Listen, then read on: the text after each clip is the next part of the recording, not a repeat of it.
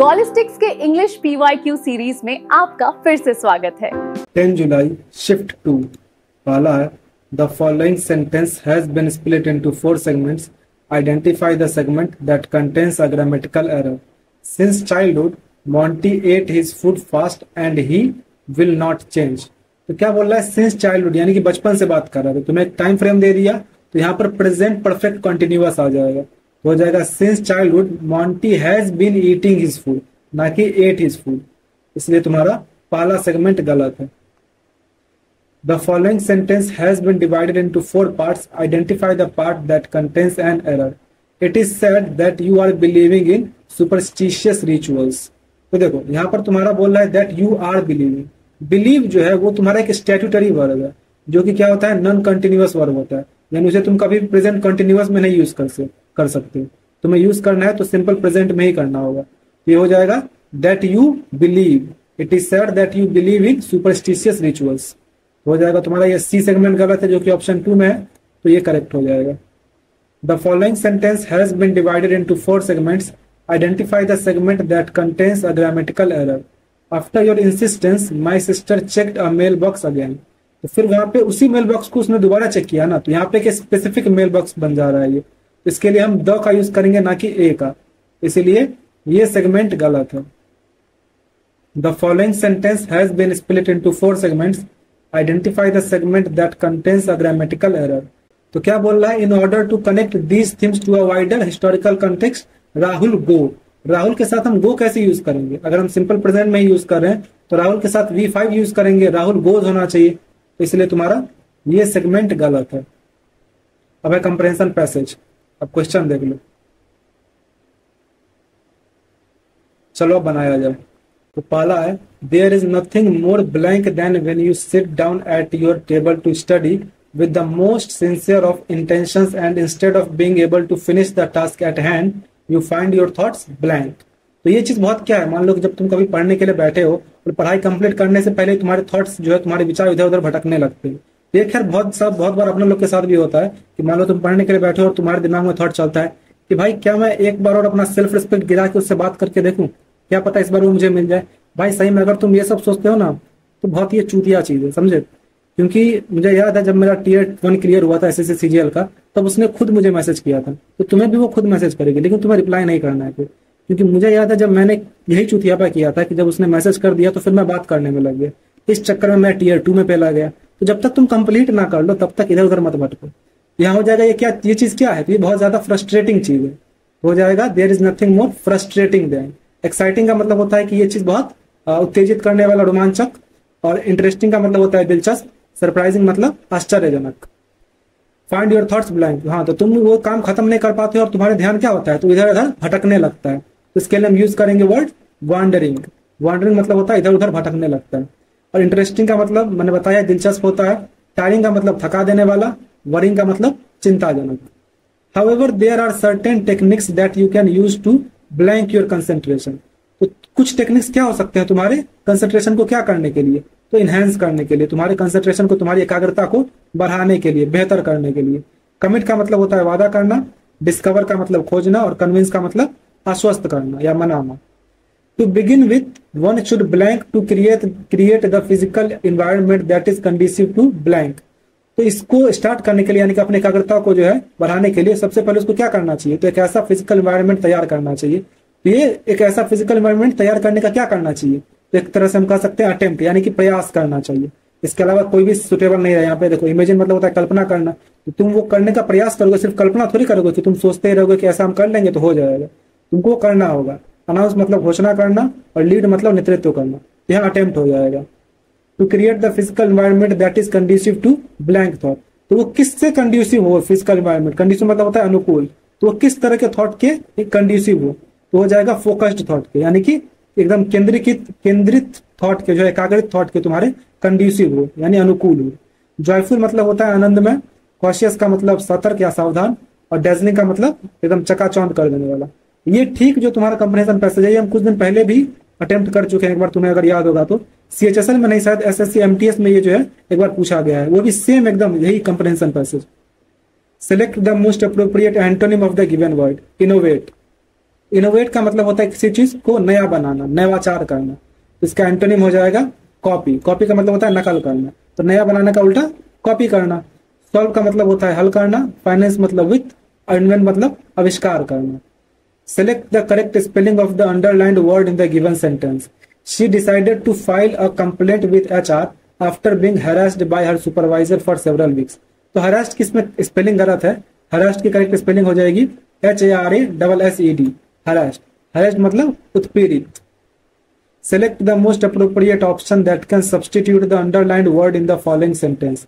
They studied during 3 hours. तो देखो ये ड्यूरिंग यहाँ पे क्या समझ रहा है कि उसने 3 घंटे दौरान पढ़ाई की। ये ठीक नहीं लग रहा है, यहाँ पे आना चाहिए कि उसने 3 घंटे तक पढ़ाई की। तो तक के लिए कोई तुम्हें अगर टाइम अगर इस तरह का बताना है कि कितने समय के लिए या कितने समय तक, तो इसके लिए जो है हम फॉर का यूज करेंगे। फॉर प्रीपोजिशन यहाँ पे सबसे करेक्ट हो जाएगा कि दे studied for 3 hours। Select the most appropriate synonym of the given word. Estimate. Estimate मतलब होता है किसी चीज का अनुमान लगाना, आकलन करना। इसका सिनोनिम हो जाएगा इवेल्युएट। इवेल्युएट का मतलब भी होता है मूल्यांकन करना या आंकना। अप्रोप्रिएट का मतलब होता है उचित। प्रॉफिट मतलब लाभ। और वेरीफाई मतलब उसकी जांच करना। Select the most appropriate option that can substitute the underlined segment in the given sentence. We shall rehearse thrice before the final performance, at least we make errors in the dialogue. ये कैसा बोल रहा है कि हमें 3 बार पहले rehearse करना चाहिए कि कम से कम जो है हम गलतियां करें। ये तुम्हें दे रहा है कि एटलीस्ट वी मेक एरर्स, यानी कम से कम हम गलतियां करें। तो ऐसा थोड़ी होगा कि तुम रिहर्स करके वहां पे गलतियां ही करोगे। यहाँ पे आना चाहिए कि हम गलतियां ना करें। तो इसके लिए यहाँ पे हो जाएगा lest we make errors. Lest we make errors का मतलब हो गया कहीं ऐसा ना हो कि हम वहां पे डायलॉग बोलते वक्त कोई गलती कर दे। लेस्ट का मतलब ये होता है ऐसा ना हो कि, मतलब जनरली जब लेस्ट तुम्हारा इसी तरह यूज किया जाएगा कि जब आगे तुम्हारा एक नेगेटिव कंसिक्वेंस दिखाया जाएगा कि इस नेगेटिव कंसिक्वेंस से हम बचे, इसके लिए हम लेस्ट का यूज करते हैं। Select the most appropriate idiom to fill the blank in the given situation.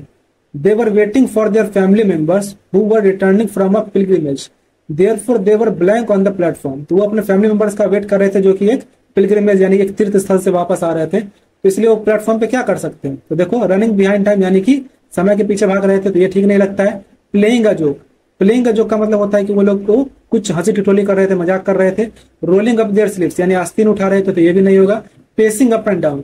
तो पेसिंग अप एंड डाउन का मतलब होता है इधर उधर टहलना, बेचैनी में इधर उधर टहलना। तो यही सबसे तुम्हारा करेक्ट हो जाएगा कि वो लोग बेचैनी में जो है क्योंकि अपने फैमिली मेंबर्स का वेट कर रहे हैं, तो इसलिए बेचैनी में इधर उधर टहल रहे हैं। जनरल स्टेशन पर लोग ऐसा करते हैं। Select the incorrectly spelled word. Stretch. Stretch एकदम सही लिखा हुआ है, इसका मतलब होता है खिंचाव या विस्तार। अप्रेजल का मतलब होता है उसका मूल्यांकन, एकदम सही है। जेन्युइन का मतलब असली, ये भी सही है। डेफिनेट। डेफिनेट की स्पेलिंग होती है DEFINIT, इसलिए ये गलत लिखा हुआ है। ये ए के जगह पे यहाँ पे आई आना चाहिए। डेफिनेट मतलब निश्चित। नेक्स्ट है select the most appropriate synonym of the underlined word. The removal of पेटी restrictions has made life easier. तो पेटी का मतलब होता है तुच्छ, मामूली सा, मतलब जिसका कम महत्व। इसका सिनोनिम पूछ रहा है, हो जाएगा स्मॉल। कंसिक्वेंशियल का मतलब होता है परिणामी यानी कि जो महत्वपूर्ण हो। लार्ज मतलब बड़ा और बिग मतलब भी बड़ा। Select the most appropriate option that can substitute the underlined words in the given sentence. This newly arisen evidence could have proved to finally put the culprit behind bars. तो बोल रहा है दिस न्यूली अराइजन एविडेंस, तो जब ये evidence जो है वो न्यूली अराइज हुआ है, अभी अभी इसके बारे में पता ही लगा है, तो कुड हैव प्रूव्ड कैसे कर सकते हो। कुड हैव प्रूव तो हो गया कि तुम्हारा ये पहले प्रूफ किया जा सकता था। ये तुम्हारा यहाँ पे करेक्ट सेंस नहीं दे रहा है। यहाँ पे होना चाहिए कुड हैव प्रूव की जगह कि ये इस चीज का प्रूफ है। उसके लिए हम इज प्रूफ का यूज करेंगे कि ये जो नया एविडेंस खोजा गया है वो इस चीज का प्रूफ है, जिससे कि उस कल्प्रिट को हम बार्स के बिहाइंड ला सकते हैं। इसलिए हो जाएगा is proof. Select the most appropriate antonym for the underlined word in the given sentence. Because the politician made a candid speech, he earned the respect of the voters. तो candid का मतलब होता है बहुत ही स्पष्ट, एक ईमानदार वाला भाषण। तो ईमानदारी वाला के अपोजिट क्या हो जाएगा, हो जाएगा डिसीटफुल। डिसीटफुल का मतलब होता है धोखेबाजी वाला, कपटी वाला। रेकलेस का मतलब होता है लापरवाह। रेटिसेंट का मतलब होता है अल्पभाषी जो ज्यादातर चुप ही रहे। और प्रूडेंट का मतलब होता है विवेकी, समझदार। Select the most appropriate antonym of the underlined word. The government is planning to abolish child care leave for female employees. तो abolish मतलब होता है किसी कानून या किसी प्रथा को समाप्त कर देना। इसका एंटोनिम हो जाएगा establish। establish मतलब होता है कि उसकी स्थापना करना यानी उसको लागू करना, शुरू करना। ensure मतलब होता है सुनिश्चित करना। eradicate का मतलब होता है उसका उन्मूलन करना यानी जड़ से मिटा देना। इनकरेज मतलब होता है प्रोत्साहित करना। Select the most appropriate meaning of the underlined idiom in the following sentence. Manish told Raunak time and again of the ill consequences of his habit of being late to the college. तो time and again यानी कि बार बार वो बताता था, तो इसके लिए हम इसका अप्रोप्रिएट मीनिंग बोल सकते हैं रिपीटेडली। रिपीटेडली का मतलब ये होता है बार बार या दोहरा कर, यही सबसे करेक्ट हो जाएगा। Select the most appropriate option to fill in the blank. I am doubtful about his history though you seem to be blank. तो दो हम यूज करते हैं जब भी कुछ विरोधाभास वाला सेंटेंस को हम जोड़ रहे हैं। तो इसलिए यहाँ पर देखो पहले में क्या बोल रहा है कि वो इस स्टोरी को, उसकी स्टोरी को लेके डाउटफुल है, यानी कि संदेह में। तो अगर ये संदेह में हो तो जाहिर सी बात है दूसरा वाला कन्विंस्ड होगा, तो इसके लिए हम कन्विंस्ड यूज करेंगे। You seem to be convinced. Convinced यानी कि तुम उसकी बातों से लगता है कि सहमत हो, तुम मान चुके हो, आश्वस्त हो। प्लेजेंट का मतलब होता है सुखद, अनसर्टेन का मतलब अनिश्चित, और रिग्रेटिंग का मतलब पछतावा कर रहा है। Select the most appropriate option that can substitute the underlined segment in the given sentence. If you give away smoking your health will improve. तो स्मोकिंग को तुम अगर गिव अवे करोगे, तो गिव अवे क्या होता है, किसी चीज को गिव अवे किया जाता है, वितरित किया जाता है। यहाँ पे तुम्हें आना चाहिए कि जब तुम स्मोकिंग को छोड़ दोगे, इस आदत को छोड़ दोगे, त्याग दोगे, तब तुम्हारा हेल्थ इंप्रूव होगा। इसके लिए हम छोड़ने के लिए गिव अप का यूज करते हैं। If you give up smoking, यानी जब तुम स्मोकिंग करना छोड़ देते हो, त्याग देते हो, तब तुम्हारी हेल्थ इंप्रूव होगी। Select the most appropriate option to fill in the blank. Seema has a dominating nature so she wants to blank of everything in her life. तो वो क्या चाहती है अपने लाइफ में, अगर वो डोमिनेटिंग नेचर की है तो हर चीज का, अपने लाइफ में हर चीज का कंट्रोल चाहेगी, तो इसके लिए हम कंट्रोल यूज करेंगे। She wants to keep control of everything in her life. Select the most appropriate antonym of the given word. Powerful. तो पावरफुल मतलब होता है शक्तिशाली, इसका एंटोनिम हो जाएगा इम्पोर्टेंट। इम्पोर्टेंट मतलब नपुंसक, यानी कि जो शक्तिहीन हो, दुर्बल हो, यानी मौगा टाइप का। स्ट्रांग मतलब मजबूत, मैनली मतलब मर्दाना, और वाइल्ड मतलब बहुत ही अथी वाला आदमी, मतलब इसको जंगली नहीं कह सकते हो, लेकिन बहुत ही कठोर आदमी। तो इस तरह से ये कंप्लीट हुआ। जो भी आपका स्कोर था उसे कमेंट करें। मिलते हैं अगले वीडियो में।